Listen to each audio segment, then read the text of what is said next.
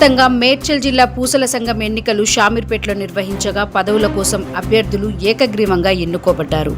జిల్లా అధ్యక్షునిగా కోనేటి సోమన్న, ప్రధాన కార్యదర్శిగా పగటిపల్లి ఎల్లేష్, కోశాధికారిగా మాదిబోయిన రాజు ఎన్నికయ్యారు. అలాగే వర్కింగ్ ప్రెసిడెంట్గా పగిడిపల్లి వరుణ్, ఉపాధ్యక్షునిగా పన్నీర్ యాదగిరి, సంయుక్త కార్యదర్శిగా కోనేటి రేణుక, ఆర్గనైజింగ్ సెక్రటరీగా యాలకుల ప్రశాంత్ ఎన్నికయ్యారు.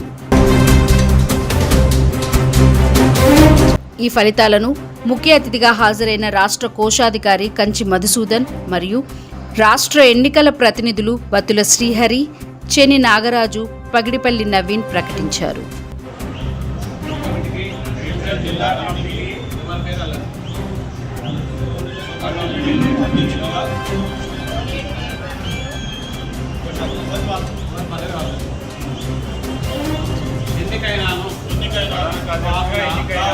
పూసల తల్లి సాక్షిగా కులబంధువుల సాక్షిగా మరియు నా తల్లిదండ్రుల సాక్షిగా నా యొక్క విధులను ఎలాంటి పక్షపాత బుద్ధి గాని మందుప్రీతి గాని లేకుండా అంతఃకరణ శుద్ధితో నిర్వర్తించగలనని